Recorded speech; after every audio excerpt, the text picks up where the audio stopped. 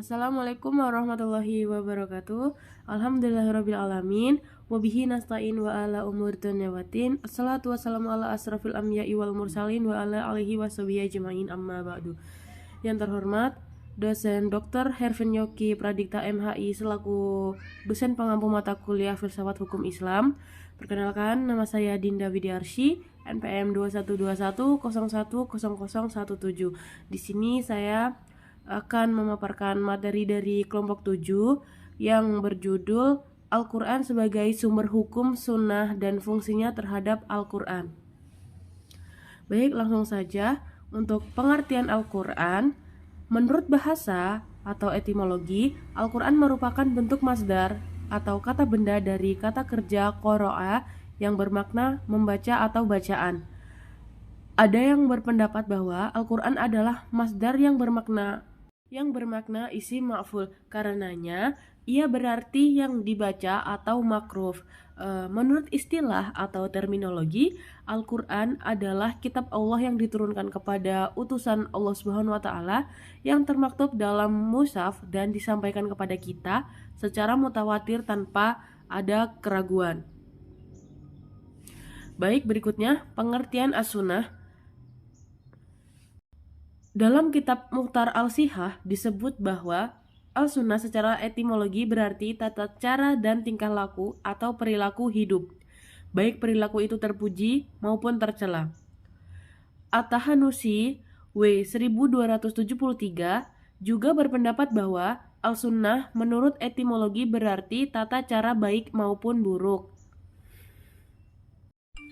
Lalu berikutnya, as-sunnah dalam terminologi muhaddisun adalah segala sesuatu yang diambil dari Rasul, baik berupa perkataan, perbuatan, pengakuan, sifat-sifat fisik dan non-fisik atau tingkah laku beliau sebelum diutus menjadi Rasul, seperti tahanus beliau di Gua Hira atau sesudahnya.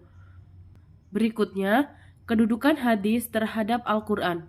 Al-Quran dengan sifat yang qot'i, al-wurud atau keberadaannya yang pasti dan diyakini sudah seharusnya lebih tinggi daripada hadis, kecuali yang mutawatir adalah zanni al-wurud.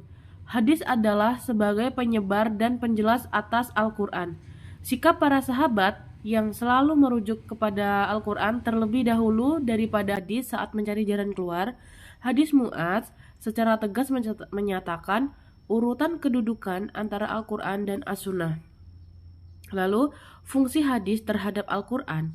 Yang pertama, menegakkan kembali peraturan atau perintah yang terdapat dalam Al-Quran. Berikutnya ada menjelaskan dan menafsirkan ayat-ayat Al-Quran yang datang secara mujmal atau global. Dan yang terakhir, menetapkan hukum-hukum yang tidak terdapat dalam Al-Quran. Baik, di sini dapat kita simpulkan bahwa Al-Quran sebagai sumber hukum adalah sumber hukum Islam yang paling utama dan dasar. Ia berisi hukum-hukum syara yang bersifat operasional dan harus diikuti oleh umat Islam. Al-Quran juga berisi prinsip-prinsip dan aturan yang harus dijadikan acuan dalam berijtihad. Kemudian, sunnah sebagai sumber hukum.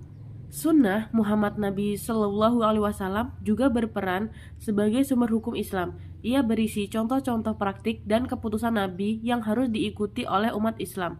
Sunnah Nabi dapat berupa ucapan, perbuatan, atau sikap tertentu yang dilakukan Nabi Shallallahu Alaihi Wasallam. Ijtihad dalam memahami sunnah Nabi harus dilakukan dengan mengambil kesimpulan dari prinsip dan aturan yang ada dalam Al-Quran dan sunnah Nabi. Berikutnya, saya akan memaparkan materi dari kelompok 8, yang dimana judul dari materi kelompok 8 adalah hubungan antara moral dan hukum dalam Islam. Makna hukum dan moral. Term hukum yang digunakan dalam bahasa Indonesia saat ini berasal dari kata hukum yang berarti norma atau akidah, yakni aturan, tolak ukur, patokan, pedoman yang dipergunakan untuk menilai tingkah laku manusia dan benda. Secara etimologis, kata hukum bersumber dari kata hakama yang berarti menolak. Terbentuklah kata al-hakamu yang berarti menolak kezaliman atau penganiayaan. Manusia berkehendak untuk berlaku baik terhadap sesama manusia yang bermuara pada suatu pergaulan antara pribadi yang berdasarkan prinsip rasional dan moral. Oleh karena itu, kehendak yang sama mendorong orang-orang untuk membuat suatu aturan hidup bersama yang sesuai dengan prinsip-prinsip moral tersebut. Hal ini dilaksanakan dengan membentuk suatu sistem norma-norma yang harus ditaati orang-orang yang termasuk suatu masyarakat tertentu. Secara etimologis, moral berasal dari bahasa Belanda "moral", yang berarti kesusilaan, budi pekerti. Sedangkan menurut WJS Purwadarminta, moral berarti ajaran tentang baik buruk perbuatan dan kelakuan. Dalam Islam, moral dikenal dengan istilah akhlak. Al-Ghazali dalam Ihya Ulumuddin menerangkan tentang definisi akhlak sebagai berikut.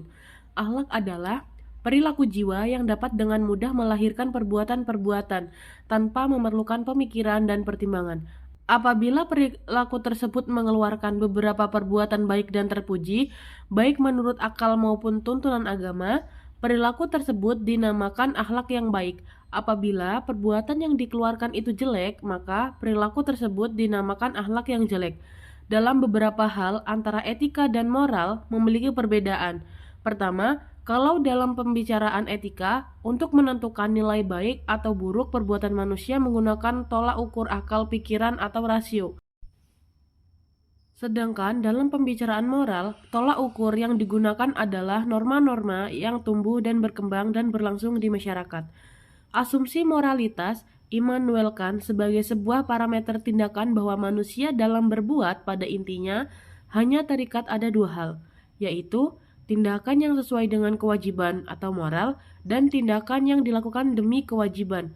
Pandangan seperti ini dikemukakan Franz Magnus Suseno bahwa etika adalah pemikiran kritis dan mendasar tentang ajaran-ajaran dan pandangan-pandangan moral. Sedangkan ajaran-ajaran moral adalah ajaran-ajaran, ketentuan-ketentuan, petunjuk-petunjuk, dan ketetapan-ketetapan tentang bagaimana manusia mesti hidup menjadi manusia yang baik. B. Hubungan antara hukum dengan moralitas. Ada sisi pandang yang berbeda antara kehidupan masyarakat yang sederhana dengan masyarakat yang memiliki taraf kehidupan yang telah maju dalam menempatkan konsep moral. Pada masyarakat yang masih sederhana, norma susila atau moral telah memadai untuk menciptakan ketertiban dan mengarahkan tingkah laku anggota masyarakat dan menegakkan kesejahteraan dalam masyarakat. Kesusilaan memberikan peraturan-peraturan kepada seseorang supaya menjadi manusia yang sempurna. Hasil dari perintah dan larangan yang timbul dari norma kesusilaan itu bersandarkan kepada kebebasan pribadi seseorang. Hazairin menyatakan bahwa hukum tanpa moral adalah kezaliman. Moral tanpa hukum adalah anarki dan utopia yang menjurus kepada perikebinatangan. Hanya hukum yang dipeluk oleh kesusilaan dan berakar pada kesusilaan yang dapat mendirikan kemanusiaan. Dalam masyarakat yang terikat dengan kebebasan, ada transformasi berangsur-angsur tingkah laku sosial menjadi kebiasaan hukum dan dari kebiasaan menjadi rumusan legislatif. Sementara, pendapat yang menyatakan hukum itu terpisah dengan moral adalah sebagaimana yang dinyatakan oleh Hans Kelsen. Menurutnya, hukum itu harus dibersihkan dari anasir-anasir yang tidak yuridis, etis, sosiologis, politis, dan sebagainya. Berikutnya, hukum dan moralitas dalam pandangan Islam.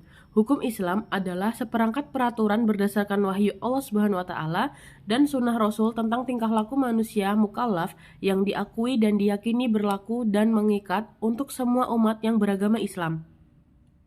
Islam berbeda dari agama-agama lain karena Islam tidak mengkhotbahkan spiritualitas yang mandul. Dalam Islam, hukum dan agama, hukum dan moral tidak bisa dipisahkan satu sama lain.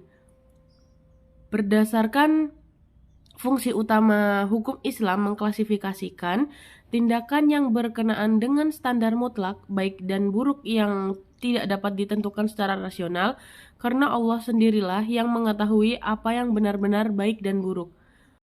Hukum duniawi memfokuskan diri kepada kesejahteraan sosial dan kurang memperhatikan etika. Hal ini dapat dilihat adanya beberapa pendapat para filosof dan moralis barat dalam meletakkan ukuran value atau nilai bagi masalah yang hendak diperoleh manusia dengan kemampuan nalar akal dalam memahami realitas kehidupan. Misalnya, aliran hedonisme mengatakan bahwa kesenangan atau kenikmatan adalah tujuan hidup yang terbaik dan tertinggi. Dalam Islam, tolak ukur manfaat atau mudorot, kebaikan atau keburukan sebagaimana diungkapkan oleh Al-Ghazali, tidak dapat dikembangkan dengan penilaian manusia karena rentan akan pengaruh dorongan nafsu lisaniyah, namun harus merujuk pada kehendak syara, maqasid asyari, yang pada intinya terangkum pada apa yang disebut dengan al-mabadi'u al-khamsyah. Jadi, kemaslahatan yang dicapai tidak boleh bertentangan dengan universitas nilai yang dikandungnya, walaupun menurut akal manusia hal itu dianggap baik. Menurut ahli usul fiqh dari kalangan Asy'ariyah, pada umumnya, jika dalil nakli bertentangan dengan pemahaman akal dalam masalah syariah, maka dalil nakli harus didahulukan. Artinya, akal tunduk kepada wahyu. Menurut kelompok ini, akal manusia tidak dapat menetapkan baik atau buruknya sesuatu perbuatan. Sedangkan kebaikan atau keburukan itu hanya ditentukan oleh Allah. Karena itu, dalam pandangan mereka, akal tidak mengetahui sesuatu itu baik atau buruk, maslahat atau mafsad. Jadi, kesimpulannya, hukum berarti menolak kezaliman atau penganiayaan. Secara terminologi, hukum adalah suatu aturan atau ukuran perbuatan yang menjurus perbuatan-perbuatan tersebut ke tujuan yang semestinya.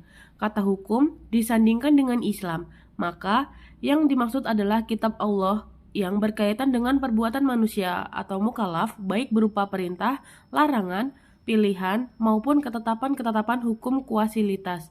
Adapun moral berarti kesusilaan, budi pekerti, sedangkan secara istilah, moral diartikan sebagai ajaran tentang baik buruk perbuatan dan kelakuan yang sering pula disamakan dengan etika. Dalam Islam, moral dipadankan dengan akhlak. Demikianlah pemaparan materi kelompok 7 dan 8 dari saya. Kurang lebihnya saya mohon maaf dan kepada Allah saya mohon ampun. Saya akhiri, wallahul muwaffiq ila aqwamit thoriq. Wassalamualaikum warahmatullahi wabarakatuh.